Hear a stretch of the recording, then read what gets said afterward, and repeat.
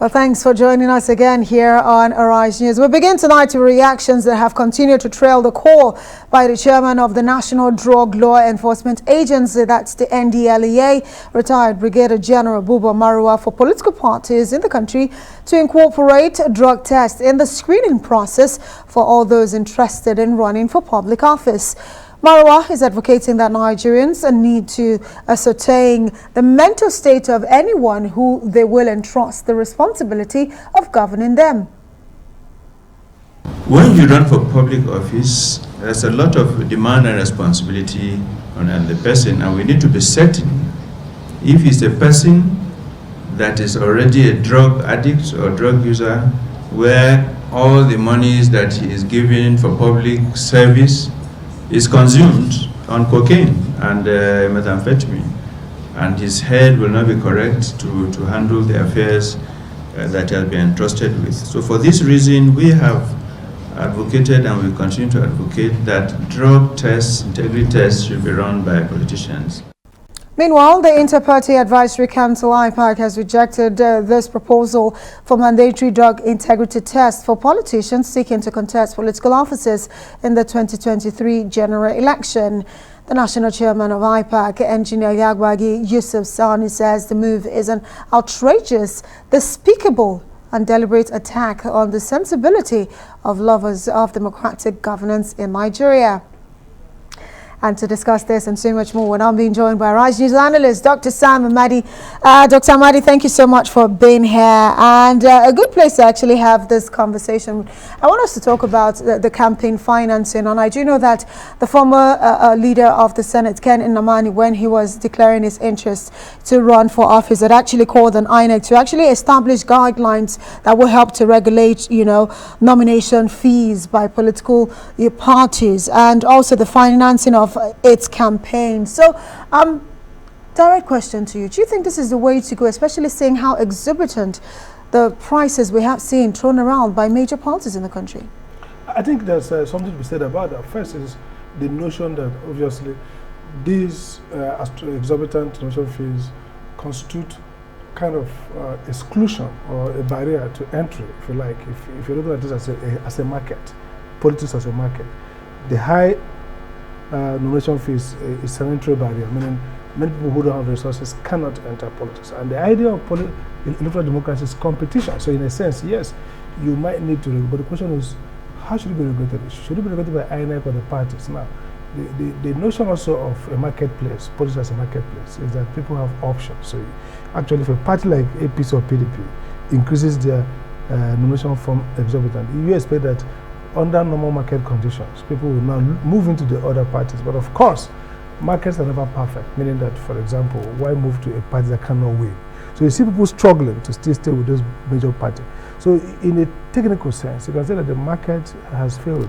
The competition that should have made people move away from PDP, APC is not working. So government needs to intervene and regulate. So the typical example would then be, would be that INEC should set up some guideline to say, look, a nomination fee should be able to cover X, Y, Z, and so not prescribe a number, but again, direct how nomination fees should. Because if you don't do that, now, under perfect democracy, what will happen is that if you make your own too exorbitant, it could cause people to move away. And but our politics is like our market; it's not competitive.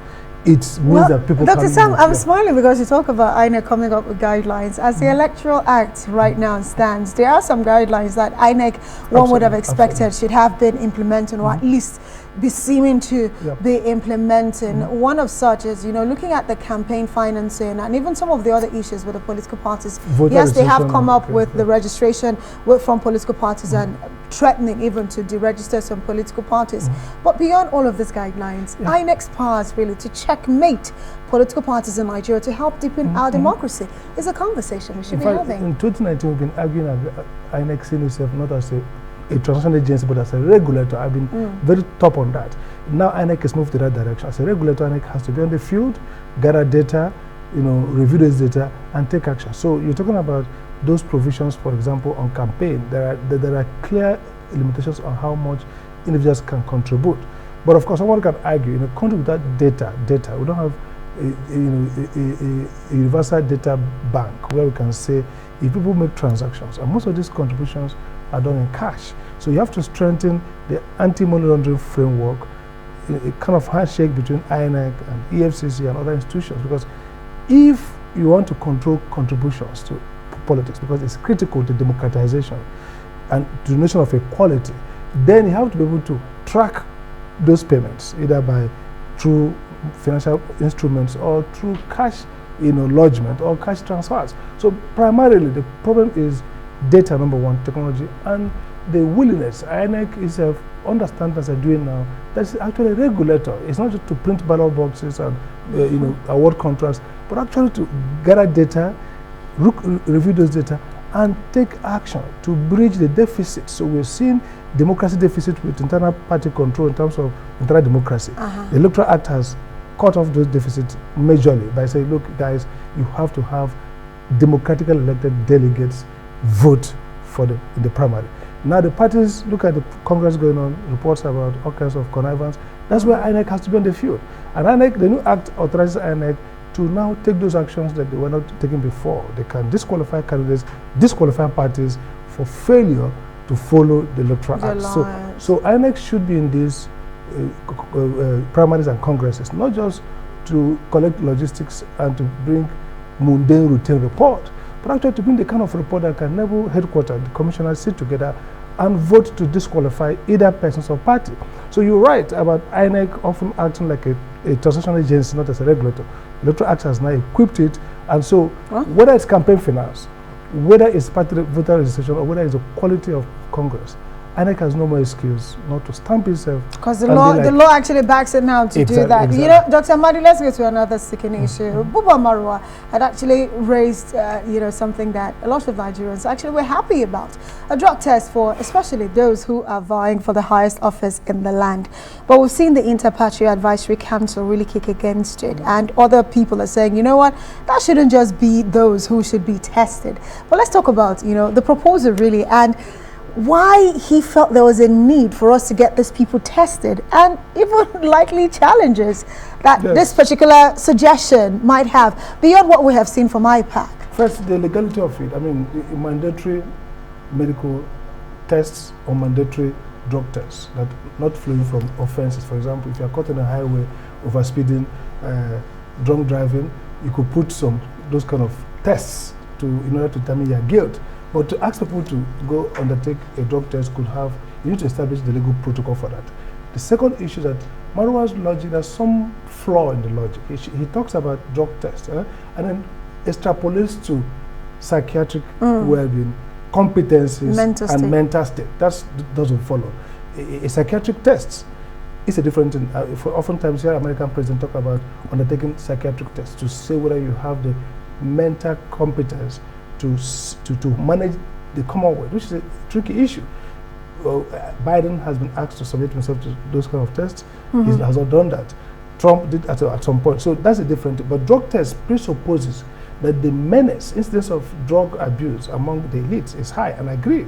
We've had allegations, reports, legends about some high-flying politicians who are deemed to be drug addicts. I mean, this is abuse of even barons themselves as well. Some of them are barons, some of them are addicted to cocaine and heroin. If you have such characters, it's arguable that their coherence and coordination is doubtful. And so being persons who handle such high executive that calls for lucidity almost 24/7, there's a case to be made why those people need not hold those offices. But the question is, what's the trigger?